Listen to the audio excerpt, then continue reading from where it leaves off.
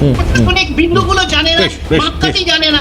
এখানে এসে বলছে যে ওবিসির সাথে কোনো মিল নেই। অন্য রাজ্যে সেটা রাজ্য, পশ্চিমবাংলার ক্ষেত্রে কে মুসলমান? আরে অন্য রাজ্যের কথা বলিনি, অন্য রাজ্যের কথা বলিনি, পশ্চিমবঙ্গের কথাই বলেছি। কোন রকম সার্ভে না করে, কোন রকম অ্যানালিসিস না করে, কোন রকম বেঞ্চমার্ক সার্ভে না করে আপনারা 14 বছর সার্টিফিকেট দিয়ে, আচ্ছা আদালতে তো এটা সেটেল হয়ে গেছে, আপনি জানেন না বিষয়টা। আদালত তো বলে দিয়েছে 14 বছরের সার্টিফিকেট সব ক্যান্সেল, শুধু মুসলিম তোষণের জন্য সার্টিফিকেট গুলো দেওয়া হয়েছিল। স্বীকার করুন, আদালত বলে দিয়েছে। প্রত্যেকের কাছে আসবো, ঠিক আছে? কোনো বাতিল হয়েছে না। বেশ বেশ, আমি আসছি।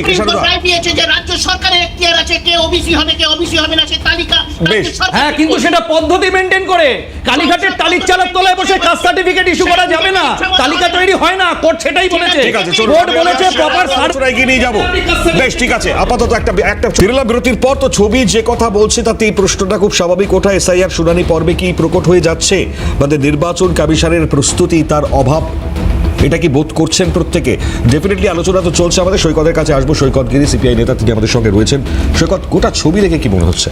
না দেখুন, প্রথমত হচ্ছে আজকে যে গল্পই বিজেপির নেতারা দিক না কেন, গোটা রাজ্য জুড়ে দুর্গাপুজোর আগে অবধি এই রাজ্যে তৃণমূলের বিরুদ্ধে রাজনীতির মূল ইস্যু ছিল 26,000 চাকরি চুরি, প্রাইমারি এসএসসি টেটে ঘুরি ঘুরি চাকরি বিক্রি, আরজি করে বিচার চাই। গোটা রাজ্য জুড়ে নারী নির্যাতন, খুন, ধর্ষণ, তার বিচার চাই। গোটা রাজ্য জুড়ে দুর্নীতিগ্রস্ত সরকার, 5 বছরের ব্যর্থ হয়ে যাওয়া তৃণমূলের সরকার। হঠাৎ করে পুজোর পর কি এমন হলো যে ভারতীয় জনতা পার্টি লাফাতে দিল্লি থেকে এসে চিৎকার শুরু করে দিল যে এই রাজ্যে আমরা এসআইআর করবো, এসআইআর করে আমরা এই রাজ্যে সরকারে আসবো। রোহিঙ্গা খুঁজে পাওয়া যাবে, বাংলাদেশি খুঁজে পাওয়া যাবে, অনুপ্রবেশকারী খুঁজে পাওয়া যাবে, বেছে বেছে মুসলমান তাড়ানো হবে, বাংলাদেশের ওপরে ছুঁড়ে ফেলা হবে। নাচতে নাচতে ধেই করে বিজেপি এই রাজ্যে ক্ষমতা দখল করবে। রেজাল্ট কি দেখলাম এতদিনে? না, গোটা রাজ্য জুড়ে একের পর এক জায়গায় জনরোষ আছড়ে পড়ছে, সাধারণ মানুষের ক্ষোভ তৈরি হচ্ছে। ভারতীয় জনতা পার্টি যে বিজেপি রাজনীতি শুরু করেছিল মুসলমান সংখ্যালঘুদের টার্গেট করে বাংলাদেশি হিসেবে চিহ্নিত করবার জন্য, বিজেপির মূল উদ্দেশ্য ছিল বেছে বেছে সংখ্যালঘু মুসলমান, Matua, schedule caste, schedule tribe, আদিবাসী, প্রান্তিক, গরিব, যাদের ডকুমেন্টেশনের সমস্যা রয়েছে, যারা ডকুমেন্ট গুছিয়ে রাখতে পারে না, অতীতের যারা দারিদ্র সীমার নিচে বসবাস করতেন, যাদের মাটির বাড়ি ছিল, যাদের একটা ট্রাঙ্ক ছিল না, আলমারি ছিল না ডকুমেন্ট করবার মতন, তাদেরকে হেনস্থা করবার ব্যবস্থা করে দিল। তৃণমূল কংগ্রেস কি করলো? এসআইআর এর মধ্যে বুথগুলোতে তৃণমূলের নেতারা দাদারা নেমে গেলেন। বিএলও আর অন্য কোনো বিএলও থাকবে না, নিজেদের বিএলও যত ভুয়ো ভোটার, মৃত ভোটার, তাদেরকে বাঁচানোর কাজ করলো। এবং আমি আপনাকে একটা ডেটা দেখতে পারি, মানিকচক বিধানসভার একটা বুথ, যে বুথে সামেত আলী বলে তৃণমূলের এক প্রাথমিক শিক্ষক ছেলের নেতা, যে বুথে 1300 ভোটার, 1200 জন এই হেয়ারিং এ ডাক পেয়েছেন। এবং সেই তৃণমূলের প্রাথমিক শিক্ষা সেলের নেতা, তার বাড়ি জনগণ ঘেরাও করেছে। তৃণমূল চাইছে মৃত ভুয়ো ভোটার বাঁচিয়ে রেখে যাতে স্বচ্ছ ভোটার তালিকা তৈরি না হয়, 26 নির্বাচনী পার করা যায়। বিজেপি চাইছে মুসলমান আবেগকে উস্কে দিয়ে, সংখ্যালঘু আবেগকে উস্কে দিয়ে গরিব প্রান্তিক মানুষ, যাদের সঙ্গে সরাসরি এই রাজ্যের পরিযায়ী শ্রমিকদের পরিবার জড়িত, যারা দারিদ্র সীমার নিচে বসবাস করে, গ্রামীণ প্রান্তিক মানুষ, আদিবাসী, শিডিউল কাস্ট, শিডিউল ট্রাইব, তাদেরকে হেনস্থা করতে বিজেপি আরএসএস করতেই পারে, কারণ তারা আপার কাস্ট ব্রাহ্মণদের পার্টি, সমাজে তারা দবদবা বাঁচিয়ে রাখতে চায়। আর আমরা বলছি যে তৃণমূল বিজেপির বৈধ যারা ভোটার, তাদের ভোটাধিকার কেড়ে নেওয়া যাবে না। আমাদের যদি কোনো ভোটার সে যদি অবৈধ হয়ে থাকে, 2 জায়গায় নাম থাকে, তাকে হিয়ারিংয়ে ডাকা হোক। এসআইআর আমরা সমর্থন করেছিলাম স্বচ্ছ ত্রুটিমুক্ত ভোটার তালিকার জন্য, কিন্তু আজকের চিত্র কি? না, আজকের চিত্র হচ্ছে গোটা বাংলা জুড়ে তৃণমূল বিজেপি দাদা দিদির বাইনারিতে চাকরি চুরি, দুর্নীতি, লুট, আরজিকর, নারী নির্যাতন, খুন, ধর্ষণ সব ধামাচাপা পড়ে যাচ্ছে। বিজেপি এখানে বড় বড় ডায়লগ দিচ্ছে। বিজেপির এমএলএ, খড়গপুরের এমএলএ, গোটা খড়গপুর জুড়ে এসআইআরে হাজার হাজার মানুষ বিপদে পড়ছে, আর উনি বেনারসে গিয়ে দ্বিতীয়বার বিয়ে করছেন, ডিভোর্সটাও দেননি, 8 বছরের জেল হওয়া উচিত। এই তো ভারতীয় জনতা পার্টি। বিজেপির নেতা দিলীপ ঘোষ জগন্নাথ মন্দিরে, আমি অ্যাঙ্কারকে অনুরোধ করব, আপনি এই জায়গাটা থামান। একটা মানুষ বিয়ে করবে কি করবে না, সেটা একটা আলোচনা, না এটা হতে পারে না। এইভাবে আলোচনা চলতে পারে না। আমি আবারও বলছি, না ঠিক, এটা আমি ধিক্কার জানাচ্ছি। না প্লিজ, অরিজিৎ একদম প্লিজ, আপনি ঠিক আবার আপনি বলুন, আমি আপনাকে ইন্টারভিউ করিনি। কেন আপনারা একটা মানুষের ব্যক্তিগত জায়গাতে এইভাবে শাসন করতে পারেন না। What is the issue? ইস্যুটা কি? এসআইআর না মানুষের ব্যক্তিগত আমি শেষ জীবন? করেছি দাদা, অরিজিৎ আমাকে শেষ করেন।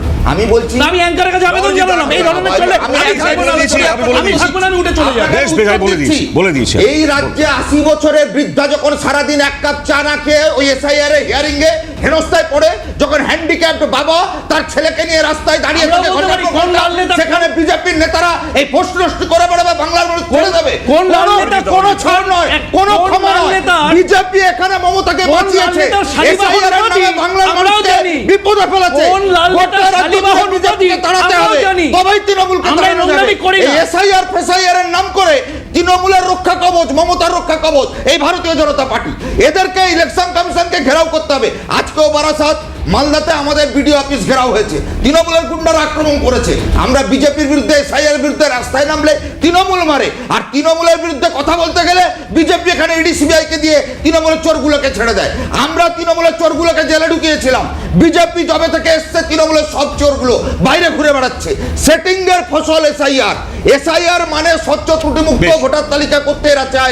তৃণমূলের আমরা প্রসঙ্গে চলে যাচ্ছে, আমি আসছি সবার কাছে। চন্দনদা থেকে আগে ডেফিনেটলি শুনবো, কারণ চন্দনদারাও আজকে প্রতিবাদে পথে নেমেছিলেন। ছবিটাও দেখাতে বলবো আমরা। কংগ্রেসের প্রতিবাদ, বৃহত্তর আকারের একটা প্রতিবাদ আমরা দেখতে পেয়েছিলাম আজকে কংগ্রেসের তরফ থেকে। তারা গিয়েছিলেন এবং প্রতিবাদ দেখিয়েছিলেন, বক্তব্য পেয়েছি একই সঙ্গে দাঁড়িয়ে। ছবিটাও দেখাই আপনাদেরকে। এই ছিল সেই প্রতিবাদ, এবং এই প্রতিবাদ সম্পর্কে আমি একেবারে শুরুতেই বলছিলাম যে যেখানে কংগ্রেসকে আগে লাগাতার মোমবাতি হাতে নিয়ে আমরা দেখতে পেয়েছিলাম প্রতিবাদে, কিন্তু এবার তাদের স্বর আরো জোরালো করেছেন। চন্দ্রদার থেকে প্রাথমিক রিয়াকশন ডেফিনেটলি নেব, কারণ সৈকত যা বলছে এখানে, আবারও বলছি, কোনো জায়গায় ব্যক্তিগত আক্রমণ কেউ কাউকে করবেন না প্লিজ। এটা প্লিজ সৌজন্যতা রেখে আমরা প্রত্যেকের কাছে যাব। চন্দনদা কি বলবেন? আপনাদের এই জায়গা থেকে দাঁড়িয়ে ঠিক মানে নামতে হবে তাই নামলাম এরকম মনোভাব, নাকি না সত্যি কিছু একটা দেখাবেন এরকম একটা ভাব?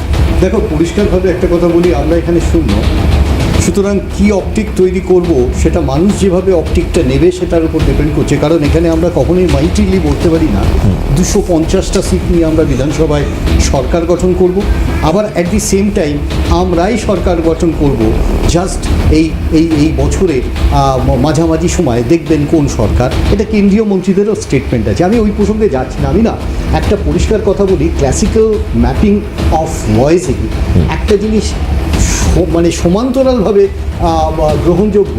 ক্লাসিক্যাল সিঙ্গিংয়ে হাই পিচটা যেমন একটা ঘটনা, লো পিচটাও একটা ঘটনা। তার কারণ তোমাকে কম্বিনেশন করতে হবে। ইন্টারেস্টিং ফ্যাক্ট হচ্ছে, আমি কয়েকটা সিনড্রোমকে সামনে রাখি। ধরো নাম্বার 1 সিনড্রোম আমরা দেখেছি 8 PM সিনড্রোম, আমি ও প্রসঙ্গে আর যাচ্ছি না, সে ডিমনিটাইজেশনের সময় থেকে চলে আসে। কিন্তু ডিমনিটাইজেশনের ওই মুহূর্তে একটা নতুন সিনড্রোম চালু হয়েছে, অনেকেই হয়তো মাথায় রাখেননি। সেটা হচ্ছে রিজার্ভ ব্যাঙ্ক অফ ইন্ডিয়ার এবং তার গভর্নরের কি অবস্থা হয়েছিল। উর্জিত প্যাটেল তার নাম। আমি তোমাকে কেন বলছি এই প্রসঙ্গ, ঠিক তার পরবর্তী সময় ইডিতে এবং সিবিআই, তোমার মনে আছে at the stroke of midnight hours সেখানে অলোক বর্মাকে সরিয়ে রাকেশ আস্তানাকে বসানো হয়েছিল। কোর্টের নির্দেশে 24 ঘন্টার মধ্যে তাকে সরিয়ে দিতে হয়। এই যে মানসিকতা, আমি তোমাকে কেন বলি, ঠিক উল্টো দিকে তুমি মনে রেখো কোনো একটা সময়ের আগের নির্বাচনে মহারাষ্ট্রে যখন উদ্ধব ঠাকরে মন্ত্রিসভার শপথ নেওয়ার আগে মাঝরাতে একটা সরকার গঠন হয়ে গেছিল, তুমি জানো, এবং সেই সরকারটাকে 24 ঘন্টাও টেকা যায়নি। তার কারণ এটা বেআইনি ছিল এবং রাজ্যপালের উপস্থিতিতে ঘটনাটা ঘটেছিল। আমি তোমাকে কেন এই আঙ্গিকগুলো বলছি, অর্থাৎ কন্টামিনেশন যাকে বলে, অর্থাৎ পাপ চক্রের মধ্যে যখন একটা শাসন ব্যবস্থা জড়িয়ে পড়ে তখন যে কারণগুলো প্রকাশ্যে চলে আসে তার সূত্রপাত কোথায় হয়েছিল। আমি তোমাকে এই কারণে এই কথাটা বলছি, একেবারে শুরুতে যদি আমরা দেখি যেটা কৃষাণু বলছেন, আমরা তো একই কথা বলেছি। তার কারণ কৃষাণু যে কথা বলেছেন আরও বৃহত্তর কনটেক্সটে এই কথাটা বলছি। আজকে নির্বাচন কমিশনার মুখ্য যিনি নির্বাচিত হলেন, তিনি নির্বাচিত না হয়ে মনোনীত হলেন। তার কারণ সিস্টেমটা 2023-এ এইভাবে তৈরি হয়েছিল।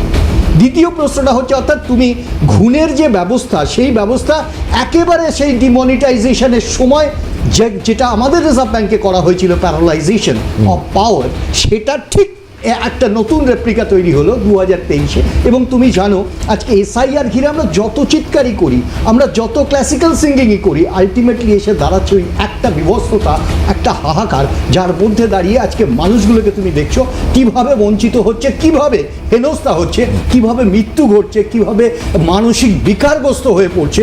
এবং এটা করছে কারা? সেই পলিসি, যে পলিসি একটা সরকার গণতান্ত্রিক ব্যবস্থাকে স্ট্যাবলিশ করবে। আমি তোমাকে বলতে চাইছি গণতন্ত্র কি? For the people, of the people, by the people. এই হচ্ছে গণতন্ত্র। সরকার এক, সরকারের নিয়ন্ত্রিত সংস্থা এক, যাকে স্বয়ংশাসিত হতে হবে, তার বদলে সেটা মনোনীত সংস্থা। আর তারপরে রাস্তায় দাঁড়িয়ে আজকে মানুষগুলোর বিপদগ্রস্ততা। তুমি আমাকে যে প্রশ্নটা করেছিলে, এই কংগ্রেস আজকে রাস্তায় কেন আজকে নয়, এটা আমরা প্রথম থেকে আছি। তুমি রাহুল গান্ধীকে রেপ্লিকা হিসেবে ব্যবহার করো, অপটিক তৈরি করো। আজকে যারা চিৎকার করে এসআইআর এর বিরুদ্ধে বহু আগে পাওয়ার পয়েন্ট প্রেজেন্টেশন করে বুঝিয়ে দেওয়া হয়েছে। আমি তোমাকে বলি এসআইআর শুরুরও আগে, কারণ কর্ণাটকের নির্বাচন, মহারাষ্ট্রের নির্বাচন, হরিয়ানার নির্বাচনে আমরা স্পেসিফিক ক্লজেস দিয়ে আমরা নির্বাচন কমিশনারের কাছে গেছি। খুব স্বাভাবিক, মনোনীত একটি সংস্থা, বিশেষ কোনো কাজ হবে না। বিহারে এখন প্রশ্নটা, তোমাকে একটা কথা বলি, গণতান্ত্রিক সাবেক অবস্থাটা কি জানো? গণতন্ত্রে আমি তোমাকে বারবার বলছি, look, I am elected to the parliament, can't be the answer. তোমাকে আমি পরিষ্কারভাবে একটা কথা বলি, আজকে যদি এই প্রসঙ্গটা আসে, 2016-র কথা মাথায় রেখো, মুখ্যমন্ত্রী দাঁড়িয়ে যদি যখন বলেছিলেন যে যারা যারা দুর্নীতিগ্রস্ত প্রমাণিত হয়েছে, আমি যদি আগে জানতাম তাদের নমিনেশন দিতাম না। উনি পরবর্তী সময় শুধু জিতিয়েছেন তা না,